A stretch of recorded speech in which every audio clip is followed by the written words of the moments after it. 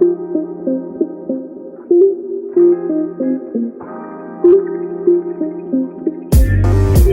are officially in 2022. We want to welcome you to the newest edition of the Bruin Bible. We got ourselves an interesting one, a little drama occurring in Westwood. Dillon Gabriel, who had previously announced he was coming to UCLA 18 days ago, has decommitted from his transfer and is now heading to Oklahoma.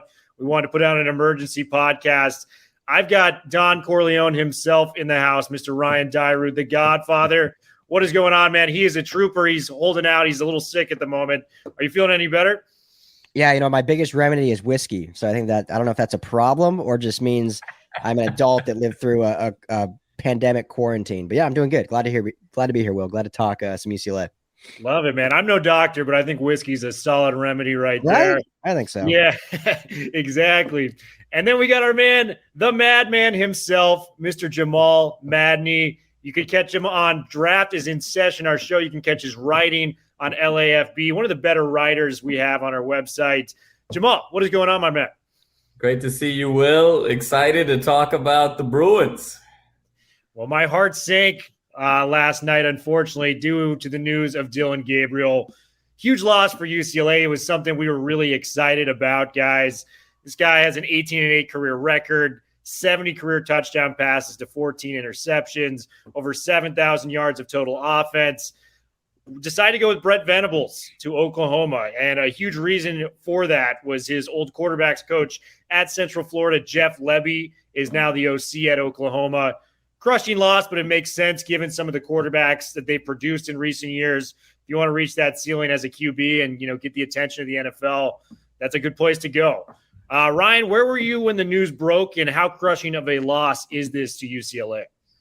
Yeah, I mean, I think I was just at home, I'm assuming, yesterday. But first of all, you guys, I got to say, you guys have like the best nicknames for each other. The Madman and Will the Thrill. I mean, those are some fantastic podcast nicknames. But, we were talking in the chat at first. It was, I was like crushed. I was like, I think we were all just like deflated, like disappointed. Because when he announced come to UCLA, I was like, all right, here we go. Chip staying. Oregon didn't steal him away.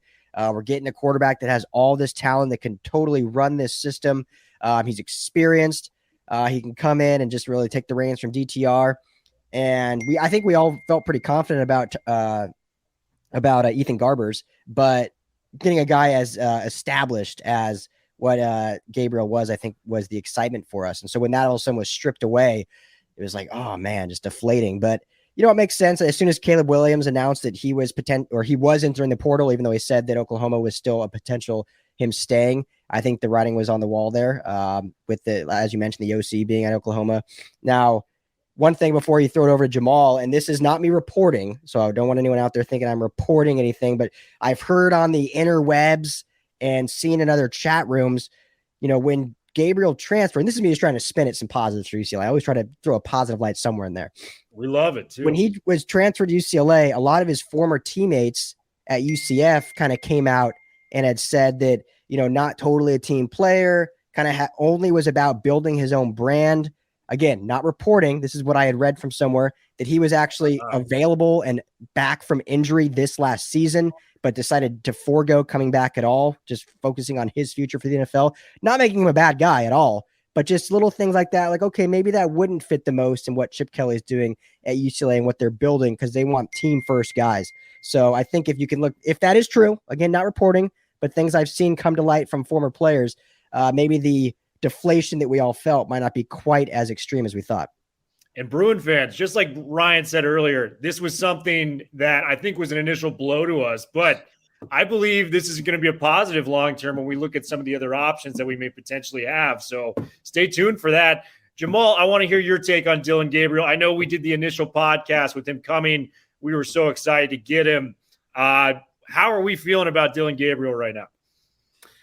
Yeah, well, it's certainly it's a tough loss, just given the fact that you're talking about an individual who's had 3 years of experiences as a quarterback, really big games against BYU, Cincinnati, 18-8 as a starter, 5-1 touchdown to interception ratio, 70 touchdowns, 14 interceptions. So clearly someone with a lot of production.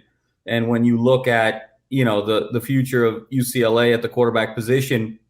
You want depth as much as possible from a competition standpoint. But again, it's, the shocking thing about this is just the world of the transfer portal that we live in. And I think this is the first time we're being exposed to a tertiary market, where we sort of think of the transfer portal as the secondary market. But now there's, you don't have security until really that first day of spring practice. And in many ways, it's sort of interesting between kind of quarter system schools and semester system schools, where UCLA is a quarter system school. Class started yesterday, January 3rd, but semester schools start January 17th. And so even if you're a quarter system school and you get a guy, you can't be feeling completely confident until that you have that guy until a week into the semester, because they always have a chance of leaving your school and going to a semester school. And so it makes really the key dates for the transfer portal very, very interesting. And it's really more only until end of January strikes do you really feel comfortable now that you have a guy at least through spring and into the season. And I think that's really a lesson learned, not just for UCLA, but nationally, as folks are really starting to understand and get more comfortable with the dynamics of the transfer portal.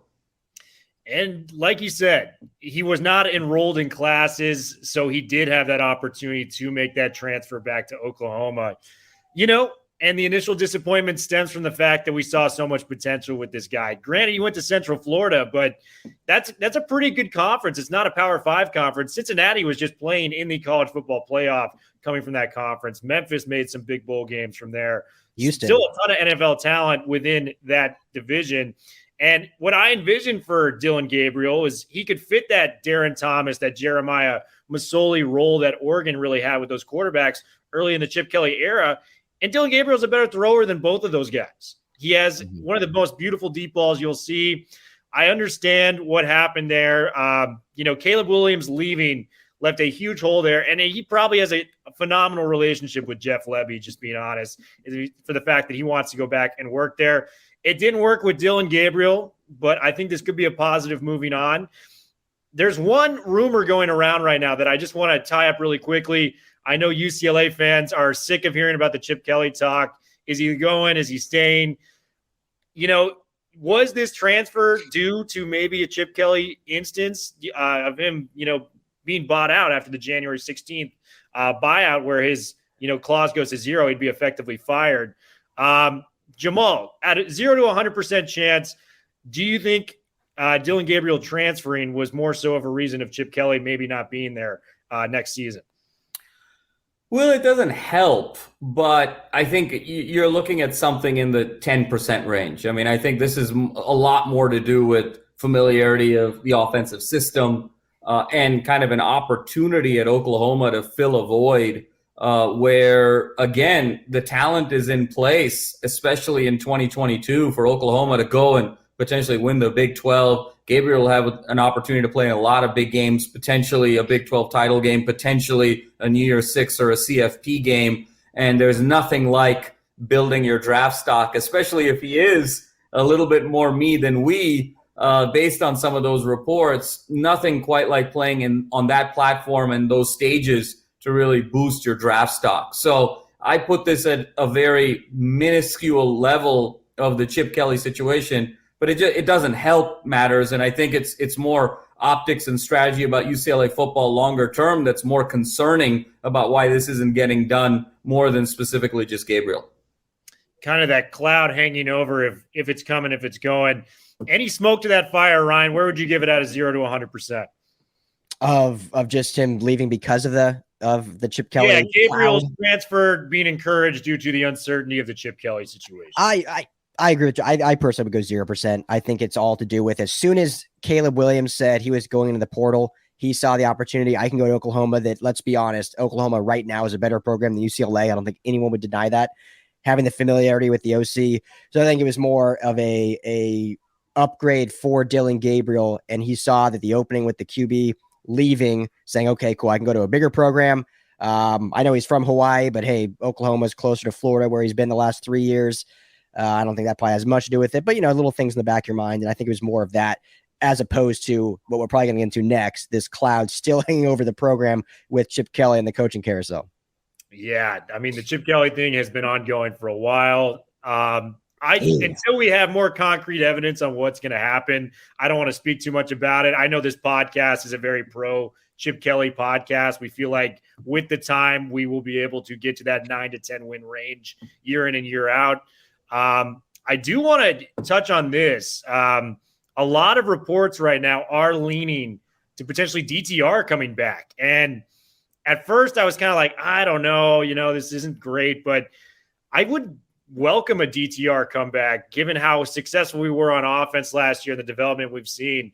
This was the number one Pac-12 offense in scoring last year. We averaged 35.3 points per game, topping the entire conference. DTR has been great for us, man. I mean, 61 career total touchdown passes, 26 interceptions. Last year, he took it to 21 touchdown passes, 6 interceptions, and he ran for 609 yards and 9 touchdowns on the ground. I think what people forget with that, too, is the sacks actually count against his rushing total. So he should have had closer to 800 yards on the ground with close to 10 touchdowns. And the DTR experience, is it perfect? No, hell no, it's not. I mean, I go back to the USC game. His first 2 passes were both intercepted in a rivalry game. But he turned on the performance, and he went for 6 total touchdowns after that. I think DTR coming back for a 5th year in Chip Kelly's system is a guy that can really do some damage. And I think it's a good, consolation prize, if you will, for the Dillon Gabriel situation, is we got a guy coming back that knows how to move the ball on offense, clearly is within the system, and can make plays. What do you think about DTR potentially returning to UCLA, Ryan? Yeah, I'm with you, Will. I'm kind of like, at first I was like, I'm kind of ready to move on, see what's next, especially with Dillon Gabriel originally being here. And even with not, it's like, okay, Ethan Garbers is a big candidate, I think, that we're excited about. And then there was the news yesterday that, well, hold on, Caleb Williams has expressed interest in UCLA, and there's mutual interest there, which that would be a huge upgrade, which maybe we'll talk about later. But then the more you think about it, and there's so many variables to this, Will, and Jamal can touch on this too, but and you kind of feel bad for DTR in a sense that his legacy at UCLA seems to be so tied and tarnished to those first 2 seasons, because his 3rd year, only being 5 games or whatever it was in the COVID season, was exponentially better.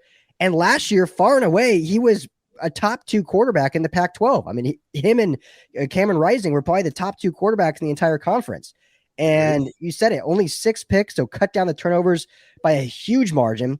Used his legs a lot more, like we all kind of wanted to see throughout his tenure because of how athletically gifted he is.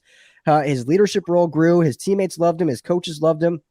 So I think when you look at last year, he needs to get a lot more credit, and people should say, we want this kid back. I mean, look at what we did with him. If we could just give him some freaking defense, then maybe this would be a 9 and 10 win team. And some of those games like ASU, and he didn't play in the Utah game because that was Ethan Garber's first start. But if the defense kind of showed out a little bit and didn't give up 6 explosive 50-yard plus plays against ASU, we could be talking about a 9-win team vying for that Pac-12 championship. So when you look at that, you would want him back. And then the last point I'll make, Will, and this is the interesting one, and it goes back to the Chip Kelly thing. The fact that he hasn't made a decision yet, and I know that he has time to do so, and he's probably talking to all different avenues. But to me, there's no way DTR comes back to UCLA if Chip's gone. Because why would he come back for his 5th year with a whole new system, whole new coach? So he would only come back if Chip is here. So that tells me that, maybe there is a little fire behind the smoke of what's going on. I necessarily don't believe that, but just kind of peeling that back and thinking about the DTR situation, maybe there is, or he is just truly torn on if he thinks he's going to get drafted or if he would just be a free agent acquisition. And if he goes back another year, he could move up into the 4th or 3rd round, having a good 5th season. So it's hard to really decide, but there could be something to that of him saying, well, hold on, I'm going to wait till this Chip thing is figured out and then I'll make my decision. Because if Chip's gone, I'm for sure gone. If Chip's back, I'm a lot more tempted to come back and average 35 points a game again at UCLA and bring us a Pac-12 championship. That's completely fair, too. And I just want to say for the Chip situation, if Jarman is really willing to move on from him this late in the process, he better have a great backup plan, because UCLA fans will be very upset if we do not get a coach that is credible enough to replace somebody like Chip Kelly, given the history he has within the college football game. Jamal, would you be cool riding again with DTR initially Ryan and I thought it wasn't a great option, but I think we're kind of talking ourselves into it right now. Yeah, Will, and I think it's playing out kind of how we thought it would, where DTR and reports are that he's put the feelers out there with the NFL people, and it has not come back overwhelmingly positive that he's ready as a draftable prospect for the 2022 draft. And so if you're DTR, you want to sort of assess those options and say, hey, there's a golden opportunity here to come back to UCLA with Chip Kelly, with an established culture of 8 wins now moving forward. And I think he's got a tremendous platform, because if you look at UCLA, you're looking at a situation where most probably your 2 leading rushers are going to be departing. Most probably your 2 leading receivers are going to be departing. And so in many ways, if UCLA can replicate the success offensively, statistically, as well as wins and losses wise in 2022 that they did in 2021, well, guess what? Who gets the lion's share of that credit? It's going to be Chip Kelly and Dorian Thompson-Robinson. And that is a way, that is a recipe to really up your draft stock. And I think from a UCLA fan perspective, this guy is the most dynamic athlete that's played at quarterback at UCLA arguably ever. I mean, Hundley was a great athlete, not quite the ceiling that DTR had. Rosen was a great thrower. Cade McNown was a great thrower. You go back, Aikman was a great thrower, obviously. But in terms of raw athlete, there's nobody that UCLA's had at the quarterback position that really is the complete package athletically that DTR is. And I think Bruin fans have to be comfortable with the reality that if DTR does come back, hey, chances are Ethan Garbers is going to transfer. But, you've got the kid from Inglewood that's waiting in line behind. And that's just sort of the world that we live in now, that depending on who you recruit, you're probably going to be able to retain 80% of them. And, the other 20% are going to be hopping around if they don't get the playing time. But DTR coming back in that system with the Cam Brown, with the Kaz Allen, with developing Keegan Jones, with Bobo, with some of the guys that we talked about, I think it's a really exciting possibility. And Ryan, I remember talking at the beginning of the season, like we were making our predictions. This is one of the first Bruin Bible episodes we had. And we were talking, we're like, is it crazy that DTR could be a dark horse Heisman candidate if it really came down to it? And we both agreed that there was an opportunity there if he were to put it all together on the football field. And, we've seen guys come back for that extra year of eligibility and kill it. Not to compare him to these guys, but we've seen the Joe Burrows. We've seen the Baker Mayfield. We've even seen the Kenny Pickett this year, who's going to be a first-round pick. These guys have, used that extra year and have taken their games to the next level. If DTR truly is coming back and he can maximize his talent, which Lord knows he may have the highest ceiling of any quarterback, like Jamal said, in UCLA history, if he can get to reach his ceiling, this could be a big, big year for DTR and UCLA. And let's hope it goes that way if DTR comes back. The last thing, if I could add about DTR, is this is also the first opportunity where he's going to be able to really test the evaluation process in its entirety. Everyone kind of forgets that season finale last year against Stanford, he hurt his shoulder and he was sort of contemplating leaving at that point. And that was certainly premature, but the injury really forced him to come back and not really go through the process. And I think for him to truly be able to go through the process and understand his deficiencies, I think will create tremendous value in 2022 for him if he decides to come back to UCLA, because all those names that you guys mentioned earlier, they all kind of had an opportunity to test the waters and knew what they needed to work on. And that's what really created that jump the following year. So I think there's a lot to be excited about if DTR does come back. Well, UCLA fans, let's hope he's working with the Jordan Palmers, the Steve Clarksons in the offseason to get better at the quarterback position. Tweet came out yesterday that made me very excited and should make UCLA fans very excited as well. Brandon Huffman, very connected guy within the college football ranks. Caleb Williams. The reason Dillon Gabriel is going to Oklahoma is because Caleb Williams decided to transfer. Brandon Huffman came out and said there's mutual interest between UCLA and Caleb Williams, despite him being a Lincoln Riley recruit who is now at USC. Also considering early, these are all early reports, LSU, Auburn, Miami, teams like that. But if you can get I mean, we were just talking about Dorian Thompson-Robinson maybe being the most talented quarterback UCLA's ever had. If you can get Caleb Williams, and I implore you guys, if you were not able to watch him at Oklahoma this year, go watch his high school highlight tape. It is one of the greatest things you'll ever see from the quarterback position. This guy, as a true freshman, completed 65% of his passes for 1,900 yards, 21 touchdowns, and 4 picks. Oh, by the way, he played the Oregon Ducks, a team that UCLA is very familiar with, in the bowl game. 242 yards, 3 touchdowns, no picks. Lit it up after Lincoln Riley departed for USC. This is the guy. And I fully believe Caleb Williams is a Heisman candidate as early as next year, wherever this guy lands. If UCLA can somehow get Caleb Williams, what will this mean for this program? I'm starting with you, Madman. Where are you going with this?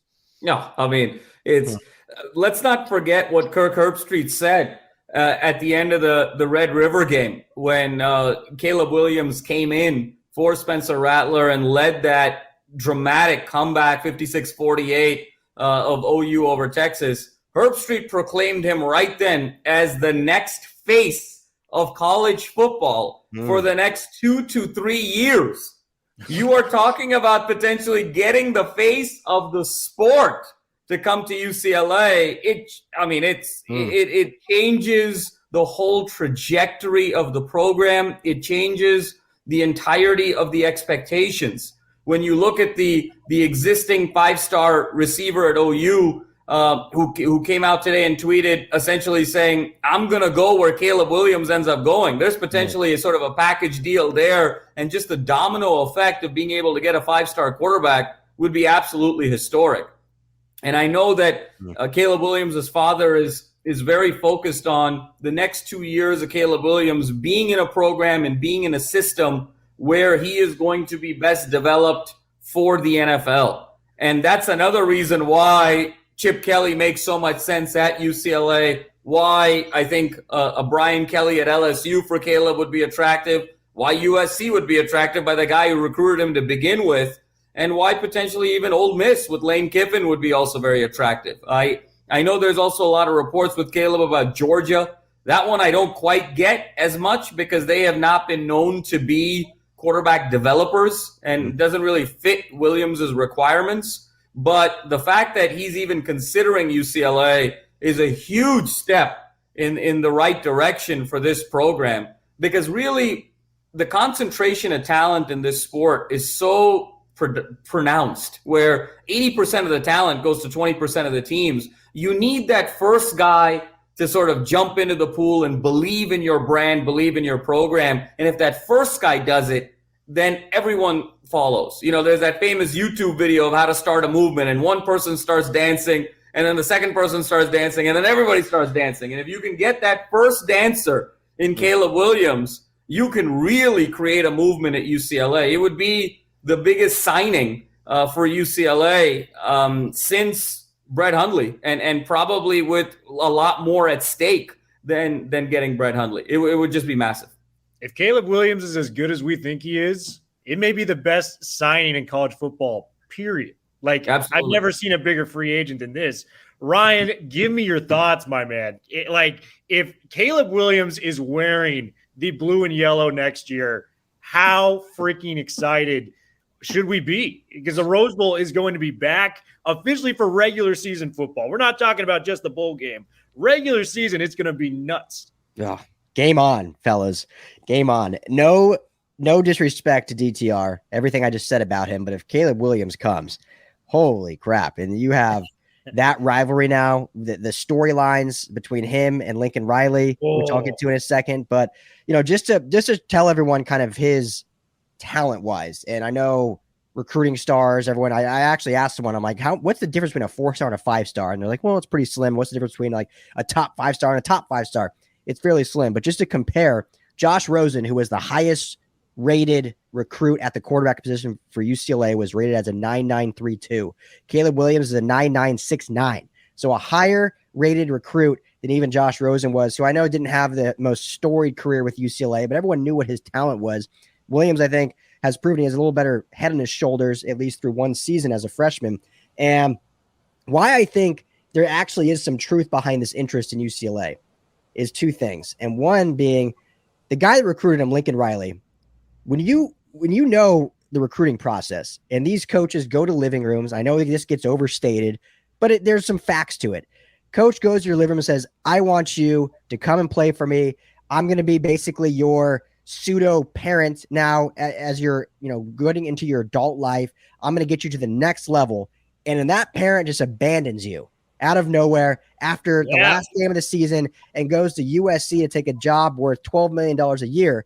You remember that and you say, wait, I can go now to the school in LA that also is a great school, hasn't been as good at football as that school historically, but I can get a great education. I can live in Westwood. I can be in Hollywood, and I can beat the guy that recruited me who lives 15 miles away from me and prove that he made a mistake. That is why I think there is some real legit legs to Williams being interested in UCLA, and it would be a slam dunk home run. If he comes, Chip Kelly immediately gets a 5-year check. Immediately. If Caleb Williams comes. Huge. Immediately. And the first guy I'm calling if I'm Chip Kelly, one of the bigger donors. Who else came from Oklahoma to UCLA? Troy Aikman. Oh, Aikman's on the phone. Tell him right now. Get Aikman on the phones, man. Let's make this a done deal. Yeah. This needs to happen, man. If we can make it work.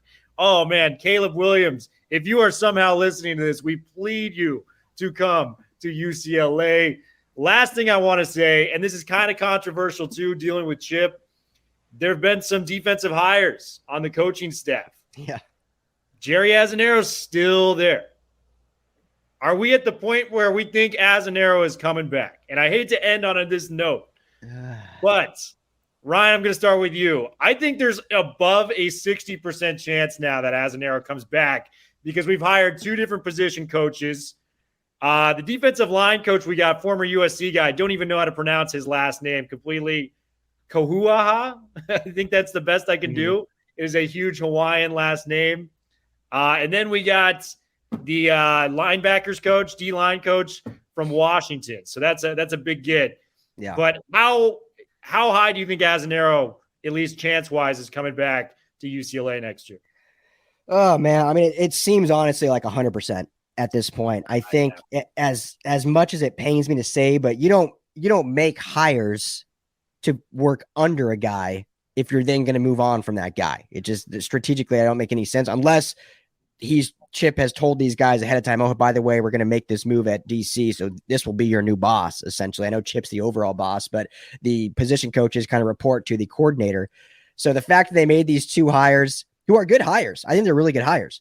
But Az is still the guy that, calls the plays on defense and is still the head honcho and has not, coached a top 100 unit like since he's been here, which is insane. And you imagine with this offense, if you can just get in the top 50 of defenses, how good this team can be. So it's, we'll have all offseason to talk about it, all offseason to break it down. Obviously, we try to put some positive spin on these things and see what they can do. But at this point, I don't really have much positive because I think it's a done deal that he's coming back, which is shocking. And that may also be one of the things of why there's still a cloud over Chip Kelly's head, because maybe the brass of UCLA is saying the same thing. Hey, we like you, but you guys cannot be a package deal. Like, we got to figure this out. So moves can be made. Maybe I'll go down to 90% because maybe boosters, the 2 of them there are in the football program, can push him to say it's you're gone or he's gone. Take your pick. Jerry Azzinaro is the problematic friend you bring to a party who gets way too drunk too early. And you're like, hey, man, you're not the problem, but get your buddy out of here because he is causing a scene. We need to get that guy out. It's just been too bad. But you always bring him, and it screws you over.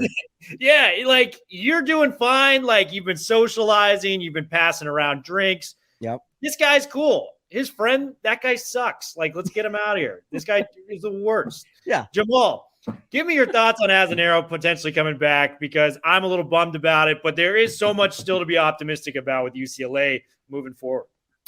Absolutely, Will. And I think that the percentage that you give Azzinaro coming back is the exact same percentage you give of Chip Kelly coming back. And so as a fan, whatever that number is, those X is equal to Y. And I personally, for me, that number is 100%. But I think we can't really discuss Oz without kind of the elephant in the room of why this thing is happening with Chip. And I think essentially, not to drag it too long, but I think essentially we're in a situation where, UCLA athletics has given Chip an extension that's really not to Chip's liking. And it's partially because I think the buyout number of that extension is pretty low. And I think that there's sort of a lack of job security that Chip is seeing in terms of what that extension could be. And I think that's the stalemate. And I think ultimately where this converges is potentially outside of a Caleb Williams signing that ends the conversation for a meaningful Chip extension, that Chip may play out the last year of his contract here without the extension on the back end and just be a lame duck coach and see where the season goes and then, have the contract renegotiation. Because I think at the end of the day, Chip isn't Jarman's guy.